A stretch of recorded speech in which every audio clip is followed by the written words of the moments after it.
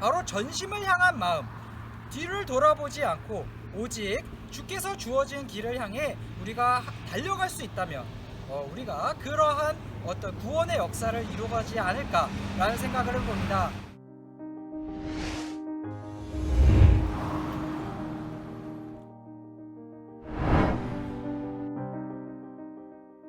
여기 보이시는 곳이 롯의 소금 기둥을 여러분 보고 계십니다.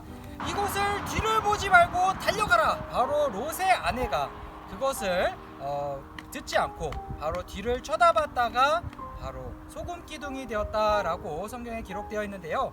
이것을 통해서 주님께서 우리에게 하고자 하시는 말씀이 무엇일까 한번 생각해 볼 필요가 있다고 봅니다.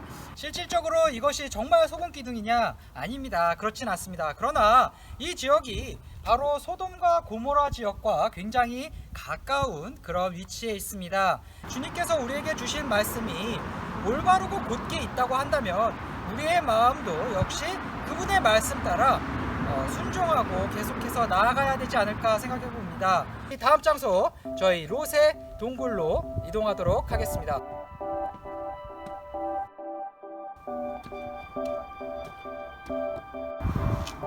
가시죠.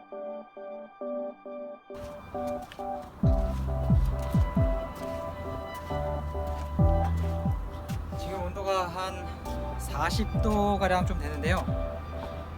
견딜만 합니다. 네, 저는 할 수 있으니까요.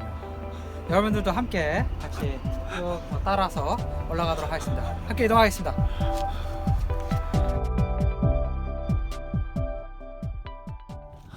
이제 거의 다 올라왔어요. 저희 거의 다 올라왔는데 여러분들 저기 보이시는 곳이 바로 사해가 되는데요.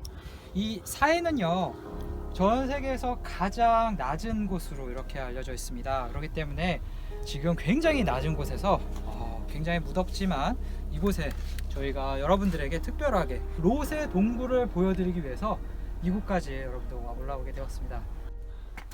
하연님 덥지 않으세요?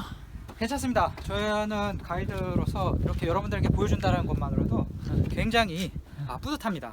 설령 덥더라도 여러분들에게 좋은 모습과 좋은 영상을 드리기 위해서라면 저는 이 정도는 시원하죠.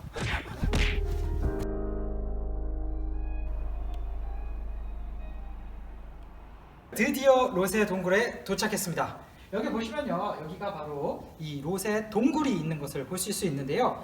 바로 여기에 이 교회의 터를 그 당시에 다시 세워놓게 됩니다. 롯은요, 여러분들 아시다시피 그 아브라함의 조카가 되겠는데요. 이 아브라함의 조카가 바로 소돔과 고모라 심판을 통해서 도망 나와서 바로 이곳에서 나중에 머물러서 자신의 두 딸과 동침하여 낳은 아들이 바로 암몬과 모압이 되겠습니다. 그래서 지금 이 요르단 땅은요 암몬 자손과 모압이 있다라는 것을 우리가 알 수 있는데요.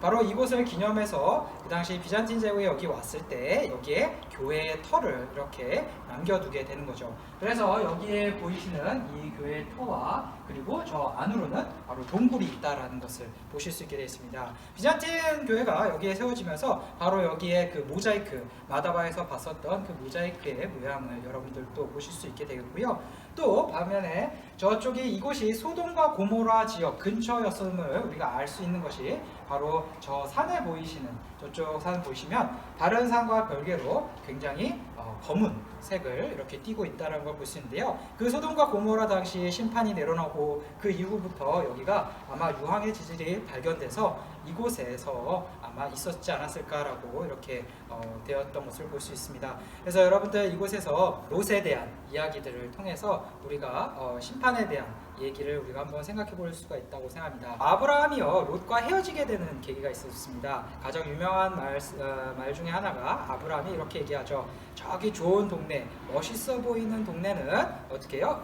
보이는 걸 알지만 소돔과 고모라가 그 당시 굉장히 번창했었던 그런 어떤 지역처럼 보였던 거죠. 그랬더니 아브라함이 먼저 선택권을 롯에게 주기 시작합니다. 뭐라고 하냐면 네가 좌로하면 나는 우하겠고 네가 우하면 나는 좌하겠다라는 아브라함의 어떤 그 마음을 우리가 또 생각할 수 있을 것 같습니다. 이걸 통해서 내가 보고 싶은 거, 내가 원하는 거, 내가 하고 싶은 것보다는 남이 더 잘 되기를 바라는 마음, 그것이 바로 하나님이 진정으로 복의 근원의 삶의 모습이 아닐까라는 생각을 해봅니다. 롯은요, 가장 그 당시에 내가 생각하기엔 좋은 거라고 생각할지 모르지만 그 당시에 어쩌면 가장 심판의 자리에 받는 그 자리에 가지 않았나라는 것을 볼 수 있게 되겠죠. 그래서 여기에서 이것을 보면서 이 당시 롯의 동굴을 통해서 우리가 한번 아브라함의 선택과 롯의 선택을 생각해 보면서 가면 좋을 것 같습니다.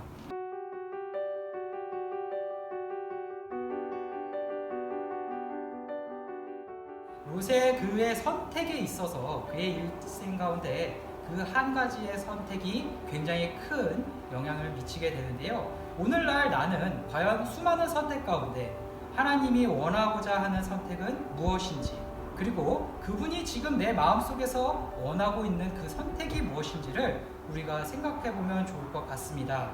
우리에게 하나님께서 주어진 그 선택을 때로는 알지만 내가 보기를 원하는 그 마음이 클 때는 아마도 하나님께서 우리에게 때로는 힘든 역경을 줄 수 있지 않을까 생각해 봅니다. 그러나 때로는 또 하나님의 선택이 있을지라도 그 선택 가운데 믿음으로, 아브라함처럼 믿음으로 우리가 나아가는 것을 한번 생각해 볼 필요가 있다고 봅니다. 이곳에서 나는 어떤 선택을 할 것인가, 그리고 하나님의 선택은 무엇인가, 우리가 그거를 생각해 보고 봤으면 좋을 것 같습니다.